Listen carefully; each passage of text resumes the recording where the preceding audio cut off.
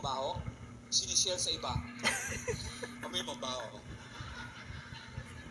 Unique ang Pinoy, nakakatawa ang Pinoy. Wala. Alam mo ako ha, proud ako maging Pinoy. Proud ako maging Pinoy. Nag-proud ako sa iba't ibang bansa. Okay, pasimot. Yun man niyo. Alex po din siya. Bakit? Tayo ng mga Pinoy ang nakakapag-swimming sa swimming pool in complete basketball uniform. Kaya tuwang-tuwa yung mga lifeguard pag may nalunod ng Pinoy di ba? Number 32, Castillo, out! Marami nakakatawa. Pag nag-aaway kayo, tumingin na kayo sa paligid. Hanapin nyo lang yung St. Peter Memorial. Alam niyo yung St. Peter Memorial? Naku, hanapin yung billboard ng St. Peter Memorial. Gusto ko makausap yung may-ari nun. 2 billboard nilagay niya. Tawang-tawa talaga ako. Unang billboard, totoo-tawa, 50% off. From July to December. Hurry! Paano ko sasabihin sa nanay ko yun? Nay, may promo St. Peter Baka gusto mong i-avail.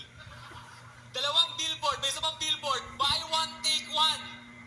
Paano ko sasabihin sa nanay ko? Teka, sabi mo kasi tatay, magsabay na kayo. Ako nga sa ABS-CBN, takanta ako ba't ganit na ganit si President Hotel sa ABS-CBN. Alam ko hanggang March na lang kami, no? Ang ganda-ganda ng ABS-CBN. Panoorin nyo na yung tamang palabas. Diba sinunod ng teleserye dito? O, manood kayo ng teleserye. Marami kayong matututunan sa teleserye. Ang una nyo matututunan, pag mabait sa yung driver mo, siya ang tunay mong ama.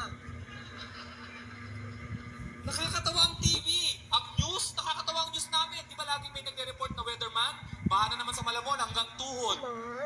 Tuhod, Ninong. Kung tuhod di tagul yan, di okay lang.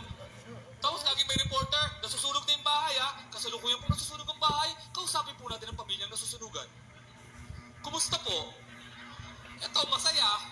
Matagal na yung gusto masunog yung bahay na yan It's a dream come true. May nabangga. May nabangga na motor. Duguan yung muka. Lalapitan ng reporter. Ano bang pakiramdam nyo ngayon? Ang saya palang mabangga. Gusto ko ulitin.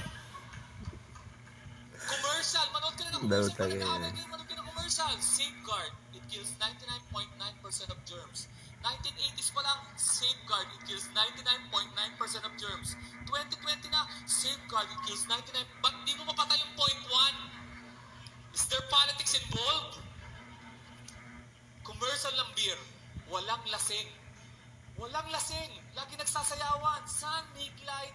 Kaya mga kabataan, inom ng inom. Walang lasing May babaeng commercial, babae lasing, nag-swimming. Pag-ahon, sexy pa din ang lakad. Hindi totoo yun. Ang babaeng lasing, nag-swimming, di naaahon yun. Kaya ako, pag gumawa ko ng commercial ng beer, mabilis lang, totoo lang. Walang kasinungalingan, parang ganito lang. Red Doors, ito ang tama! Para mahal na mahal ko siya. Iba yun ang suka ng mayaman at mahirap. Ang mayaman pag sumuka may steak, caviar, cordon bleu. Cordon bleu. Ang mahirap pag sumuka green lang. Tapos may dingdong. Wala yung dingdong yan, di ba tunaw-tunaw? Lalo na yung green peas, no? Uy, sayang to. Kevin, napakasaya ng buhay pamilya. Kaya palampakan natin si Kevin, mga kaibigan. And Cecil,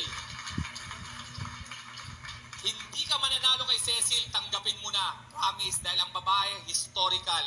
Akala mo lamang na tayo, pero nababaliktad nila ang sitwasyon. Tayo nang mali. Nabangga ng asawa ko yung kotse.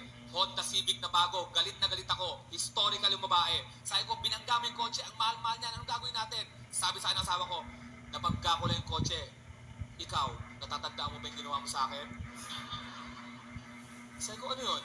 September 18, 1996. Naku, yari ka. Tigilan mo na yan. Tapos nanood kayo ng TV. Ang saya-saya nyo. Relax ka lang. Kahit masaya kayo, pag may pinakita sa TV na trailer na mga unfaithful, damay ka. Nagsasaya kami ng asawa ko. Lagi. Yung trailer nung unfaithful, sabi sa asawa ko, baka ginagawa mo sa akin ito Ang anak mo, ipapahama ka rin yan. May binata akong anak, nag-uwi ng babae sa bahay. Sinalubong ko ng asawa ko. Halika dito. Yung anak mo, nag-uwi ng babae. Ano ngayon problema?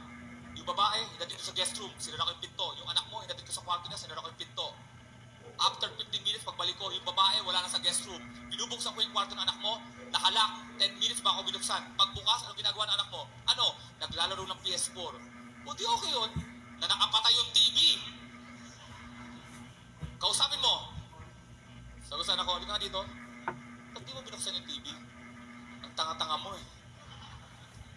Kaya naman mga kaibigan, palakpakan po natin ang ating Yuli